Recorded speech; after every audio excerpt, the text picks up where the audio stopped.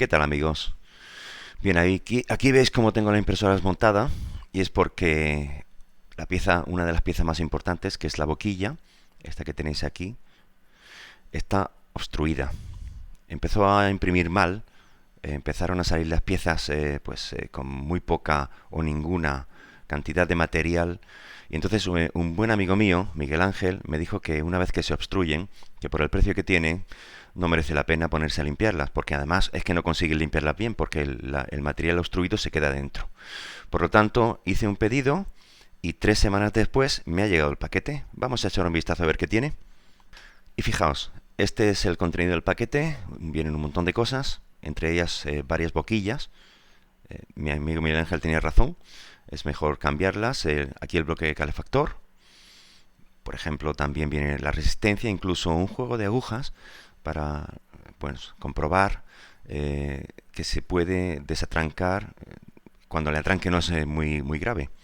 Y bueno, pues ahora vamos a montar la impresora y a seguir con el trabajo.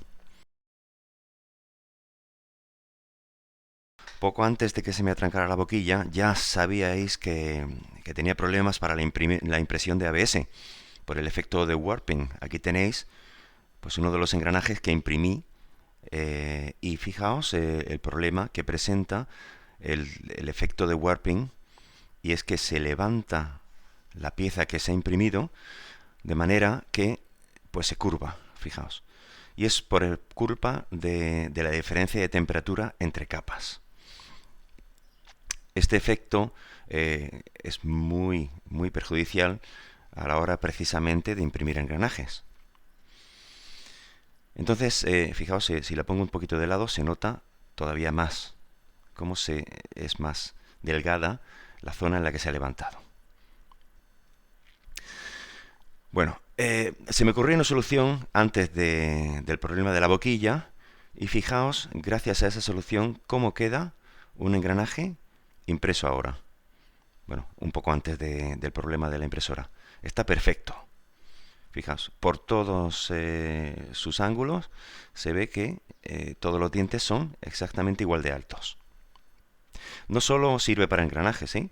Hay piezas más peligrosas por culpa del warping y más delicadas. Aquí tenéis, por ejemplo, el soporte de uno de los dos espejos, precisamente el que tiene el calibrador y el que tiene también el imán.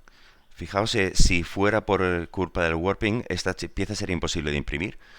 Aquí otro, el soporte del espejo que mueve todo el eje de elevación y ha salido también perfecto.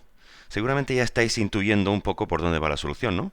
Bueno, vamos al ordenador y os cuento qué se me ocurrió, a ver qué os parece. Aquí tenemos, por ejemplo, el engranaje número 4 de cada eje. Como veis, tiene un montón de dientes, tanto internos como externos. Entonces, ¿qué pasa? Que si al haber aumentado el número de dientes, como hice hace poco, ya os lo comenté, para con ello aumentar la resolución y disminuir el peligro de holguras, si se nos despega de la impresora, crea un problema, porque en la parte externa, engrana con el engranaje número 3. Y eso puede crear problemas a la hora de girar y de tocar precisamente con el área que se ha despegado y los dientes no tienen el mismo tamaño. Bueno, pues una solución sería establecer a la hora de imprimir lo que se llama la opción de falda. En español se dice falda. Vamos a ver cómo quedaría eso en el programa laminador o slicer. Esta es la imagen que nos muestra el slicer antes de haber creado las capas. He seleccionado activar la opción de falda, es decir, creo que se llama skirt en inglés, y vamos a laminar, a ver qué tal queda. Bien, pues aquí tenemos la opción de balsa, crea una especie de capa muy fina en la parte de abajo y eso hace que se cree más superficie de contacto con la cama de la impresora. Bien, así el engranaje sale bien impreso, pero hay un problema. Fijaos que aquí, en la parte interna de cada diente, nos crea también la capa. Eso después para quitarlo es una pesadilla. Hay que estar con el cúter entrando en cada diente y se te va pues, por lo menos una hora para dejarlo perfecto. Y eso en caso de que puedas dejarlo perfecto, porque si no, con que quede un poco, ya a la hora de engranar con el siguiente engranaje, pues queda un problema, se crean tensiones que son negativas para el movimiento y la precisión del heliostato.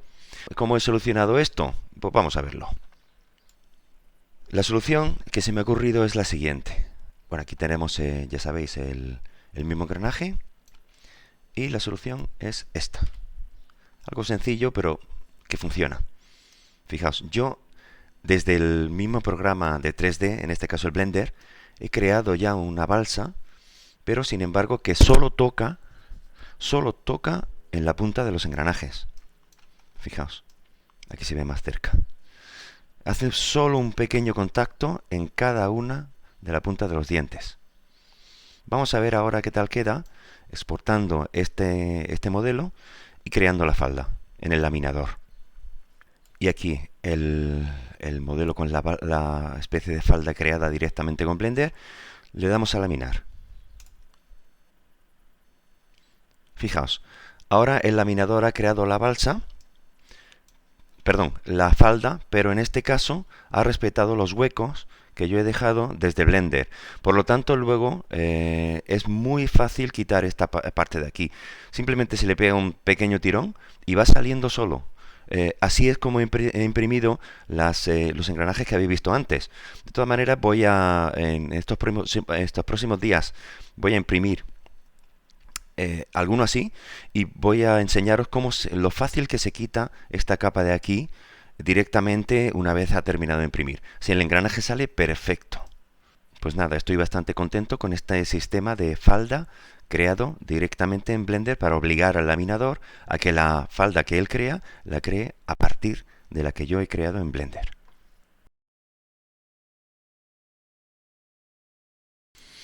Aquí os presento a estos dos pequeños monstruos. Por un lado tenemos la placa Arduino Mega 2560 Pro y por otro tenemos la placa ESP32WROM de la marca Expressive. Bueno, pues hasta ahora he estado utilizando el que veis a la izquierda, la placa Arduino. Tiene muchísimos pines, como podéis ver. Por otro lado, hay que soldar muchísimo también cuando viene, porque no vienen soldados, lo que son los cabezales de los pines. Y si os fijáis, a la derecha el ESP32 viene ya soldado, con lo cual pues nos ahorramos trabajo. Por otro lado, la velocidad de proceso que tiene el Arduino es de 12 MHz, como veis aquí en el cristal que lleva. Y la velocidad de proceso del ESP32 es de hasta 240 MHz. Vamos a ver, para los cálculos que tiene que hacer un heliostato, 16 MHz sobra. Perdón, 12 MHz sobra. Porque son cálculos que son en realidad sencillos y por otro lado son cada mucho tiempo. Pues no sé, la velocidad de actualización del heliostato, dependiendo de la distancia a la que tengamos el objetivo, puede ser incluso de 30 segundos, un minuto y cantidades así. Por lo tanto, está casi todo el tiempo parado. Bien, sin embargo, hay algo que me está haciendo decantarme por utilizar el ESP32 y es la conectividad. Cada vez que necesito actualizar el código interno de la placa Arduino, pues obviamente tengo que conectar el cable y cargar el código nuevo. Y eso, pues, como podréis imaginar, lo he hecho por lo menos 100 veces ya, desde que empecé con el proyecto Templastat. ¿Por qué? Pues porque voy encontrando fallos, voy corrigiendo dichos fallos, voy añadiendo capacidades, voy probando que funcionan, actualizando y cambiando valores, en fin, pues un sinfín de veces que necesito acceder a la memoria interna del Arduino y cambiar el código. Sin embargo, la placa ESP32 tiene Wi-Fi, conexión por Wi-Fi incluida. ¿Qué pasa? Que es mucho más fácil de actualizar. Directamente desde el ordenador y sin tener que desarmar el heliostato, sacar el Arduino, conectar el cable y volver a cerrar, pues directamente, como os digo, puedo actualizar el código vía Wi-Fi. Eso es una ventaja enorme. Esto también da la posibilidad de que en próximas y futuras actualizaciones se pudiera interactuar con él desde una página web. Pues no sé, pues tanto remotamente como directamente desde casa. Imaginaos, por ejemplo, que queremos pues sacar en pantalla los valores actuales de configuración de un heliostato determinado dentro del campo de heliostatos. Podemos hacerlo. Yo todavía no sé programar eso, pero estoy seguro de que viendo tutoriales podré aprender, y probablemente también con algún consejo que me enviéis vosotros por correo o en algún comentario que me dejéis. Entonces, bueno, aparte de tiene Bluetooth también, el ESP32, pues me imagino que también podríamos actuar desde el teléfono móvil con los heliostatos. Siempre os aseguro que es más sencillo con el mando de distancia. Por eso desde el principio se me ocurrió la idea de utilizar el mando de distancia, porque con un solo mando de distancia, como ya sabéis, podemos controlar pues hasta 1000 heliostatos. El caso es que, bueno, pues ahí están la posibilidad de utilizar la conexión Bluetooth. Pero para el tema de las actualizaciones, si me es posible, es muy sencillo de hacer con el ESP32 vía Wi-Fi. Por otro lado, tenemos el precio, aunque, bueno, pues tampoco es que sea un factor determinante, pero el Arduino Mega Pro vale pues entre 15 y 20 euros, y el ESP32 pues puede costar perfectamente entre 10 12 euros más o menos. Por lo tanto, pues ya estamos hablando de la mitad de precio de un controlador al otro. Bien, pues por lo tanto, pues como os digo, voy a dirigir mis esfuerzos durante estos próximos días a traducir todo el código que hace funcionar el heliostato desde un Arduino Mega Pro hacia un ESP32, y voy a ver si me es posible conseguirlo. Ya, pues obviamente os iré informando de cómo llevo la actualización y de si consigo hacer funcionar el ESP32, con lo cual nos ahorraremos dinero y tiempo, y aparte de eso nos ahorraremos molestias a la hora de ir añadiendo actualizaciones que incluso se me ocurre que se podrían hacer vía internet, pues yo colocando el nuevo archivo de actualización en algún alojamiento, en alguna página web, y vosotros directamente accediendo a él desde el ESP32. No tendríais ni que encender el ordenador, seguramente.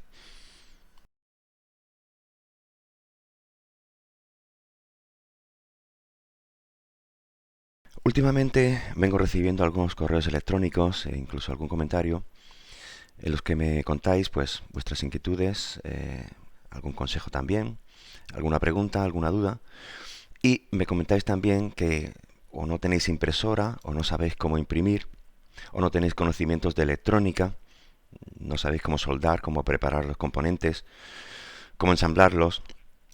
Y me habéis preguntado si habría posibilidad de que yo pudiera enviaros alguna pieza que no podáis fabricar vosotros mismos, o por ejemplo el circuito impreso, la placa impresa con los componentes.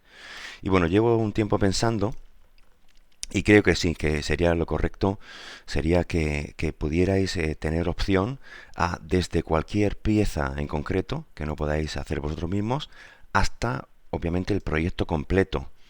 Es decir, el heliostato completo, ya programado, ya testeado por mí, y ya pues asegurándome de que funciona y de que vais a poder ensamblarlo de manera sencilla. Entonces, pues estoy estudiando la posibilidad de poder haceros envíos, de poder pues montar una página web que incluya cualquier pieza, cualquier tornillo, cualquier parte que vosotros no podáis conseguir por vosotros mismos, o que queráis que yo pues os envíe.